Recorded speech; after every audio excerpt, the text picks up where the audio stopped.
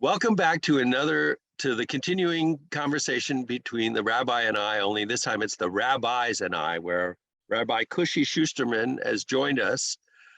And I would like to summarize our conversation about numbers 12, verses 1 through 16. Have we come to the conclusion that interfaith and interracial relationships are something that God approves of or verifies through this quotation, or do we just agree that God approves of them or doesn't mention them specifically, but they are something that's accepted in Judaism? I think what we discussed and what the conclusion, what I like to think of is when the Messiah comes, he'll give us the definite answer. Until then, I can look at a text, Kushi can look at a text, a third rabbi can look at the text, and we can each put on the table how we see what we're viewing, how we're evolving.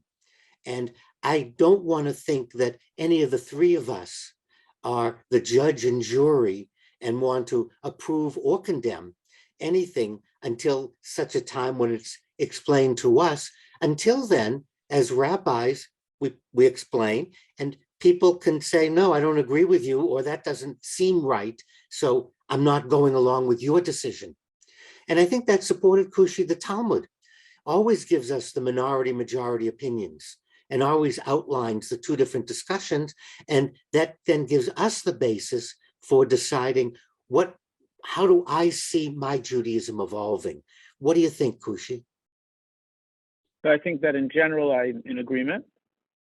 And as an observant rabbi who is in what one may refer to as Orthodox, although I like to say that I'm the unorthodox Orthodox rabbi, that for me, in order to do a religious life cycle event, for example, I have to follow what the traditional interpretation of Jewish law is, right? If you're in California, you need to follow California law. If you're in Maryland, you have to follow Maryland law. And sometimes those laws differ. So if someone's in your congregation, then at some point you have to make a decision of which services you're willing to offer or not willing to offer. For example, in interfaith marriage, I wouldn't be comfortable and would feel that it would be a dereliction of my duty as an Orthodox rabbi, and I think it would be illegal for me to do something which I'm not able to do. On the other hand, an interracial marriage, I would say, I have reason to believe that there's no reason for me not to do that wedding if they're both Jewish. And in your situation, you have a different viewpoint and have different guidelines by which you need to follow. So I won't encourage an interfaith relationship. I won't do an interfaith religious ceremony. But at the same time, if a person is in an interfaith relationship, I won't deny including them as much as possible in the Jewish community where I can. And I think that's really a neat example, a perfect example of respecting each other and working with each other to keep everyone on the Jewish train so that there's a car, a place, and a rabbi for each of our members of our diversified Jewish community. And I am proud to say that I got a Reform rabbi to discuss Mashiach in public. Now, And thank God for that, if I may say so. Baruch Hashem. Baruch Hashem. But our conversation is extended beyond that particular subject into the topic of Jewish culture and music and art. Can I ask you guys to share your opinions in that area as well? Yeah, can I just start with something? I want to pique Kushi's curiosity, and I'm going to ask him a very leading kind of a question, okay? Let's say it's not a courtroom, you're fine. Let's say, Kushi, hypothetically, a non-Jewish artist, someone who's really good working in metal, was to design the doors of the Ark in a synagogue where we keep the Torah, right? So, but he's non-Jewish, very talented working with metal. And he designs these beautiful, but they're also spiritual, this idea of reaching up to heaven and bringing the scroll down. Does that make the artist a de facto Jew, a crypto Jew? I mean, how do we define art or music as Jewish, not Jewish? Does the person have to be Jewish? You understand what I'm asking you? I understand what you're asking me. So there's a question about the artist, and then there's a separate question about the art. For the artist to become Jewish, we already covered in our first discussion. Correct. But regarding the art being Jewish, I believe there's a story in the Talmud about, I think his name was Nakdimon. Nakdimon, there's the doors of Nakdimon that were in the Holy Temple. Mm-hmm. And I think his name was Nakdimon. I may be mispronouncing the name. Mispronouncing it, yeah, it's close to that. But go ahead. But my Google's not easily available. Nicanor's doors. Nicanor's doors. So Nicanor was this non-Jewish guy who built these beautiful, beautiful doors, if my memory serves me correctly.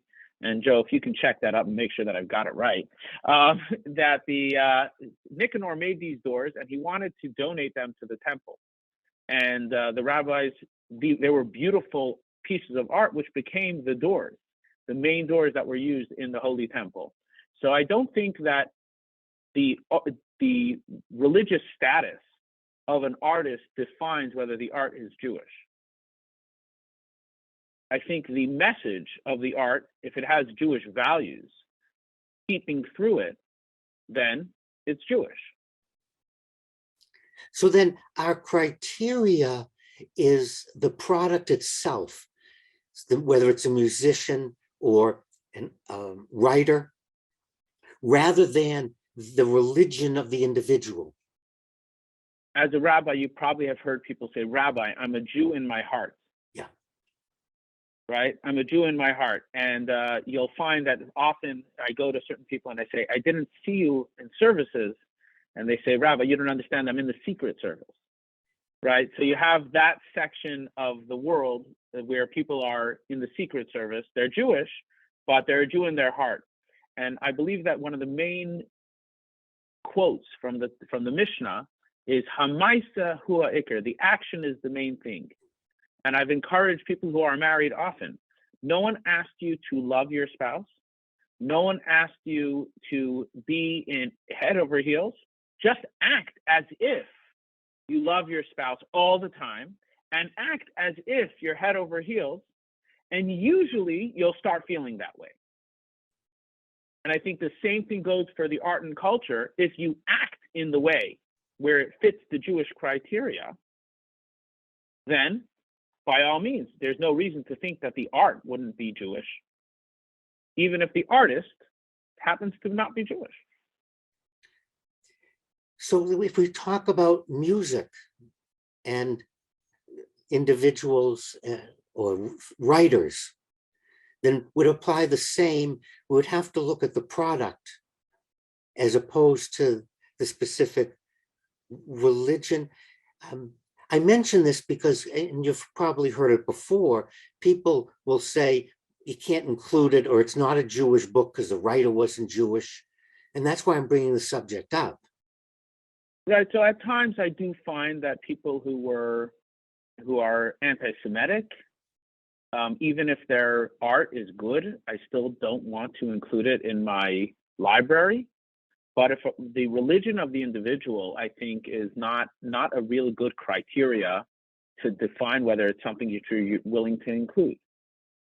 The person's not Jewish and they wrote a beautiful poem about the Jewish people. All of a sudden it's not Jewish because the person happens to be a Christian, happens to be a Muslim, happens to be an atheist. I mean, if you're going to start, going to each person and asking them where they had their bris before you listen to their music, you're not going to be listening to music very often. Right. So what we agreed to, what we're saying is it's the end product and how it reflects Judaism, how it moves us, how it brings us closer to God. And correct. And we finally agree. Mazel tov. So it seems, Rabbi Block, that we can keep the art doors at Temple Beth Torah after all. Thank you, Rabbi Schusterman. And What shall we leave as the end note to this conversation? Get that note, music?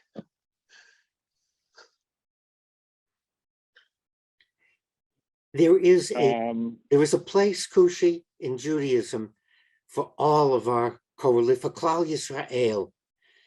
And there's no reason to not observe or not teach and not learn just because that particular rabbi or teaching doesn't appeal to you. There's a place for all our people. And I think not only all of our people, but all people in general. All people in general. There's many people who live locally who are not Jewish and aren't planning on becoming Jewish. And they just want to know what's the Jewish view. And it's important that we are actually a light unto the nations, not only a light that they see from afar, but a light that they can come to and be able to see up close.